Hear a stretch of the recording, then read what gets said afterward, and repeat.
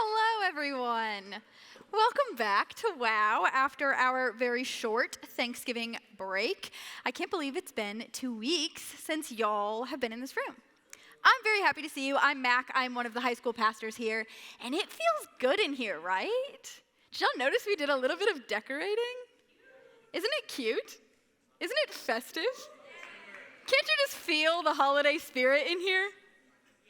I can. So, I am so excited because we are starting our new series. It's 2 weeks. We get 2 weeks of Christmas.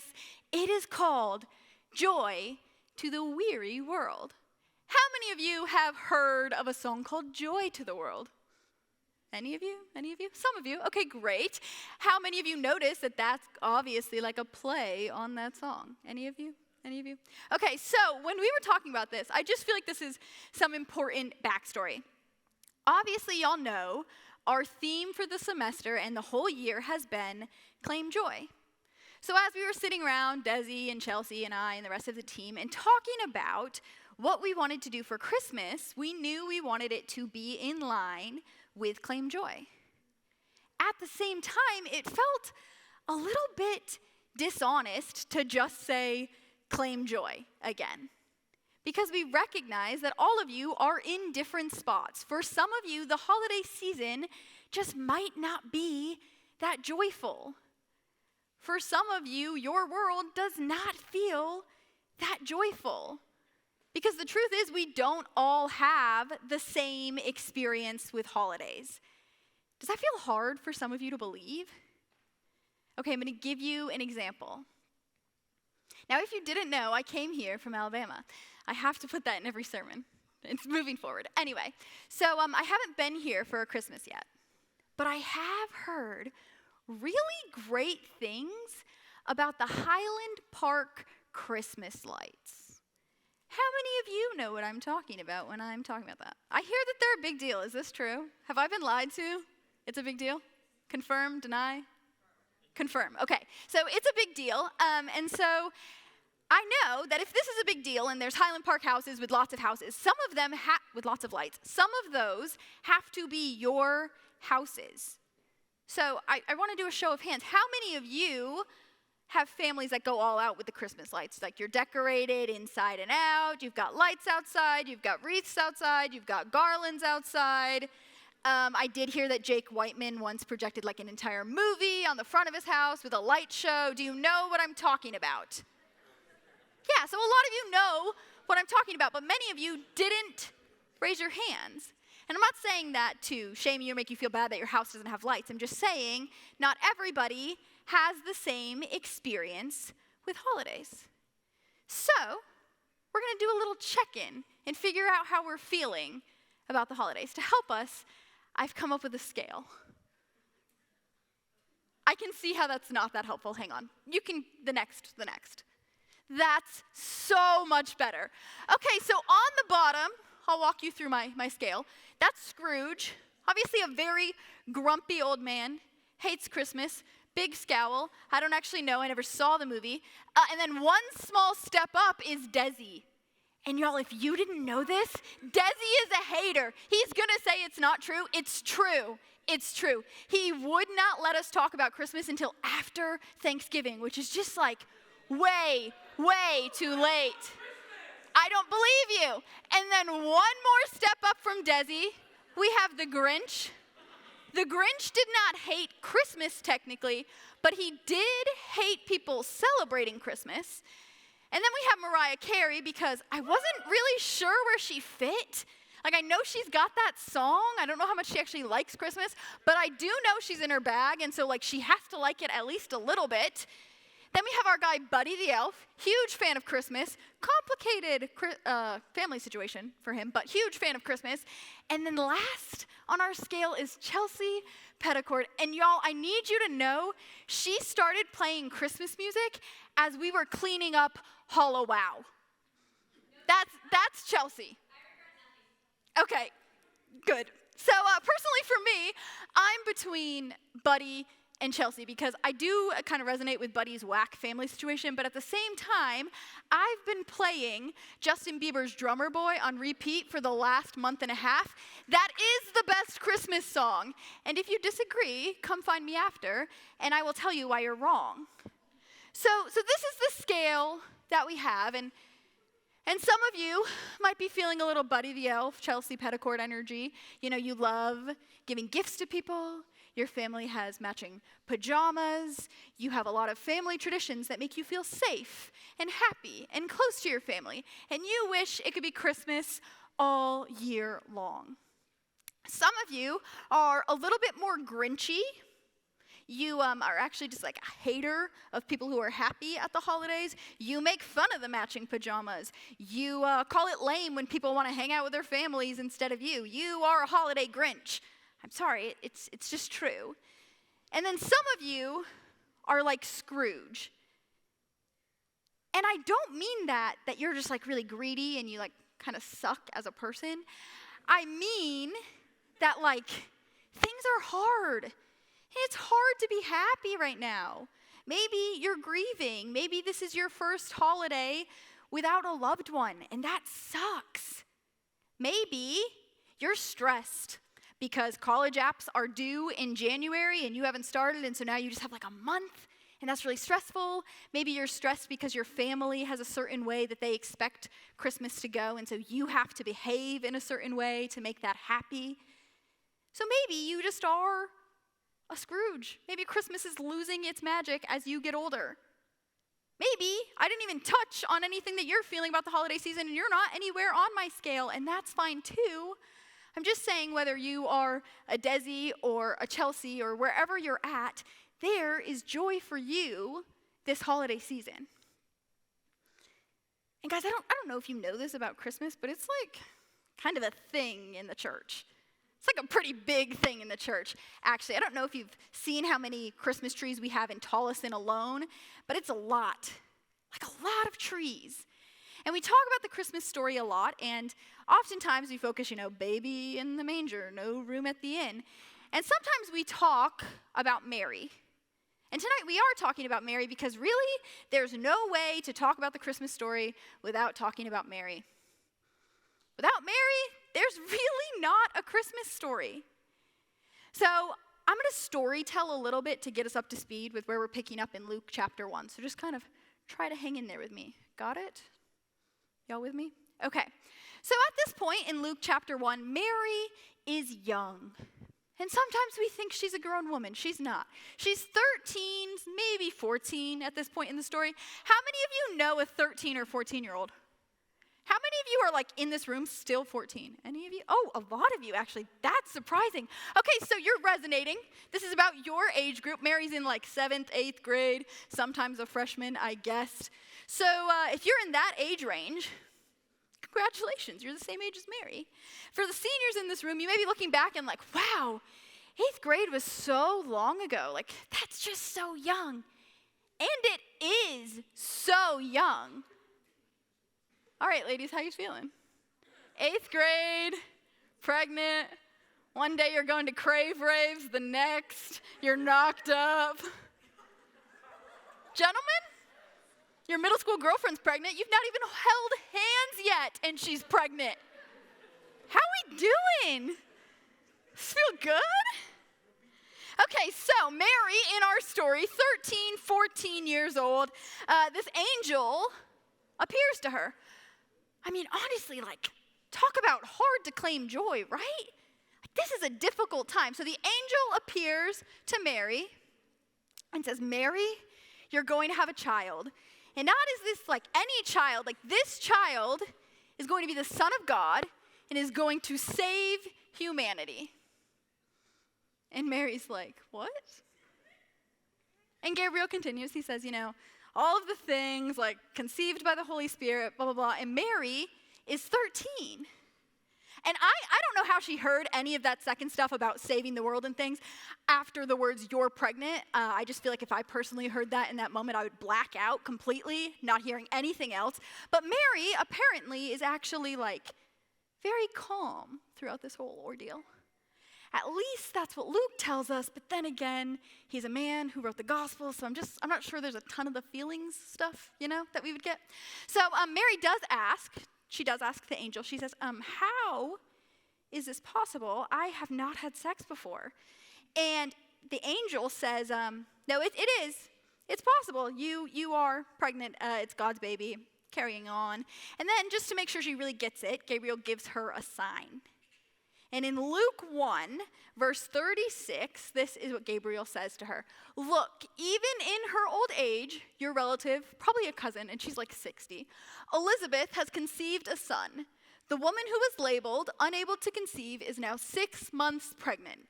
Nothing is impossible for God. And Mary's like, okay, I got it. And then the angel leaves. And what does Mary do?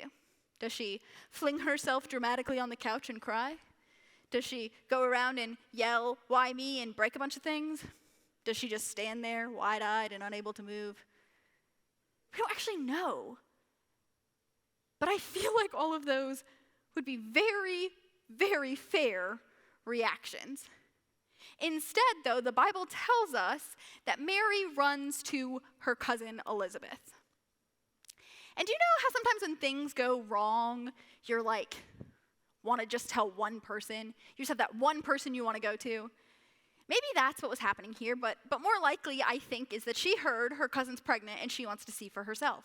So she goes to Elizabeth, and it will be, confirmation that what the angel said is true, if Elizabeth is actually pregnant. So we're picking up here in Luke chapter 1, verse 42, and this is where, 39, sorry. Mary got up and hurried to a city in the Judean highlands. She entered Zechariah's home and greeted Elizabeth. When Elizabeth heard Mary's greeting, the child leaped in her womb, and Elizabeth was filled with the Holy Spirit. With a loud voice, she blurted out, God has blessed you above all women, and he has blessed the child you carry. Why do I have this honor that the mother of my Lord should come to me? As soon as I heard your greeting, the baby in my womb jumped for joy. Happy is she who believed that the Lord would fulfill the promises he made to her. So I want to pick this apart a little bit just so we understand a little bit better. So in the first thing, Mary got up and hurried to the city in the Judean highlands. Guys, she didn't get in a car and drive there. And this was not a short journey. Mary had to travel from Nazareth to Judean highlands. This is like up. And it's 90 miles away. So she had to walk for a very long time. And I imagine on this walk, Mary is thinking a lot about her current predicament.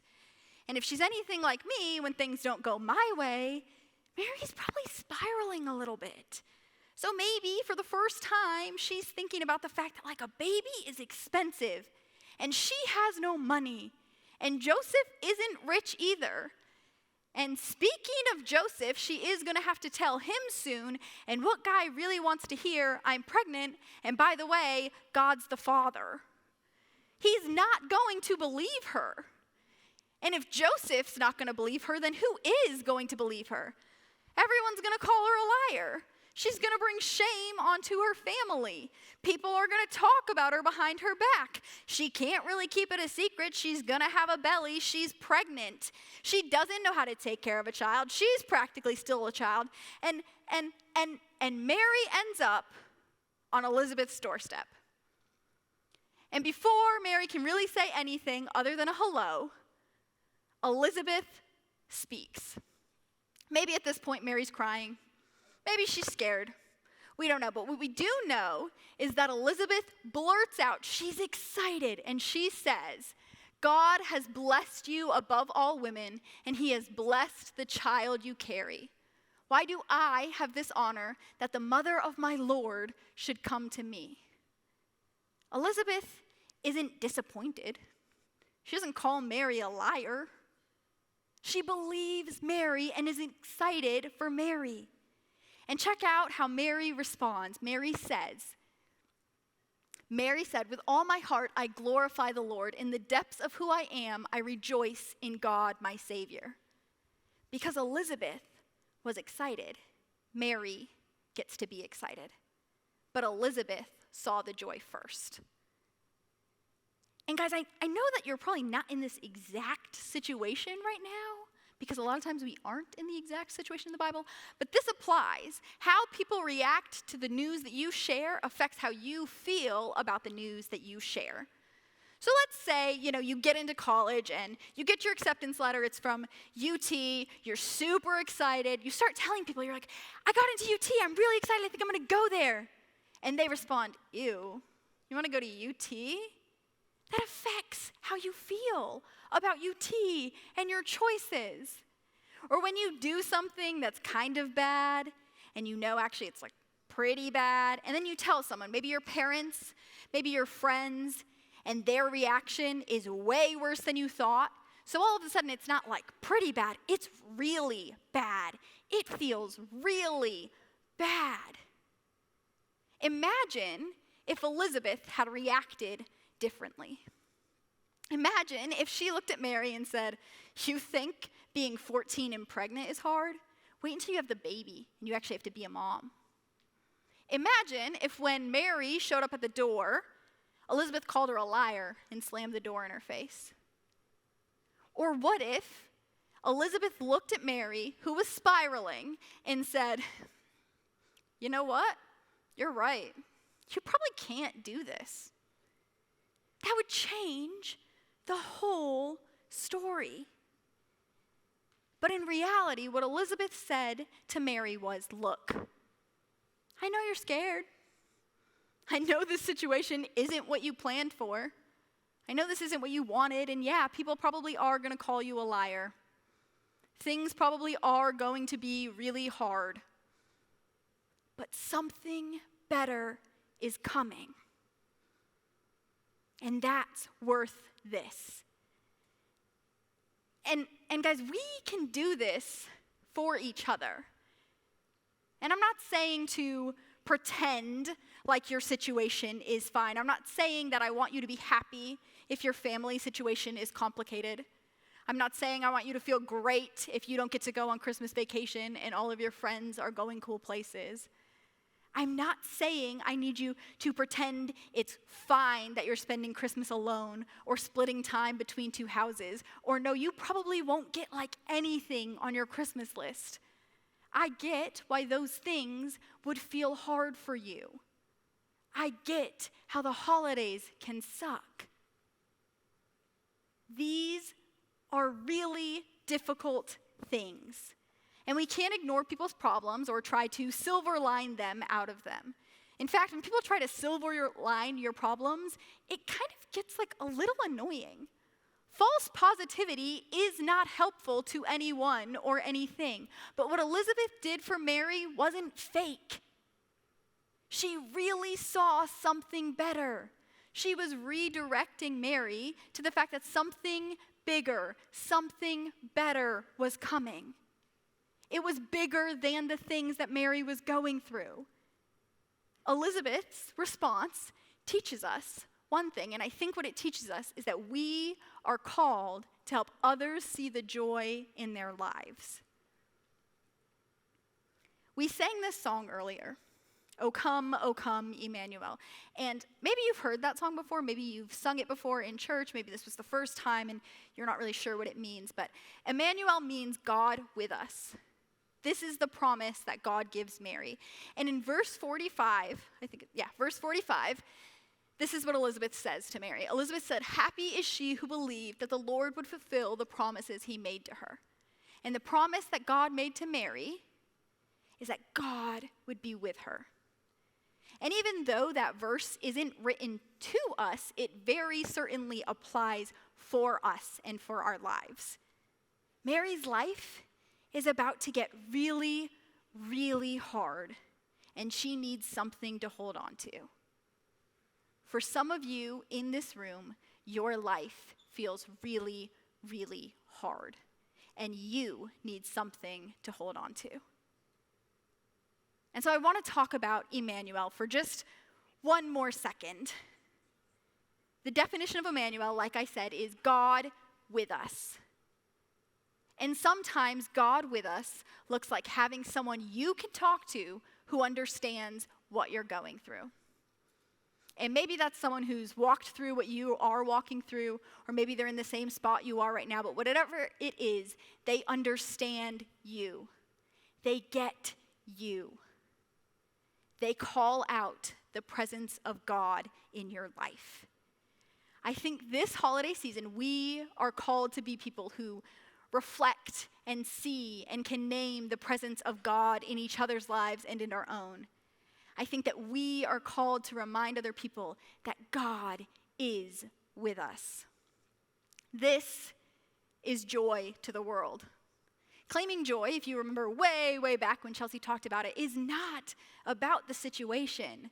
Situations change all of the time, but it's about the people that we surround ourselves with. Emmanuel is the assurance that no matter what you're going through, you are not alone.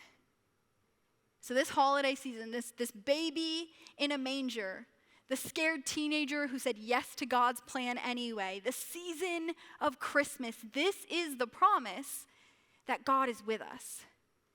And because God promises that God is with us, I can promise you that no matter what your holidays look like, there is so much joy to be found. Please pray with me.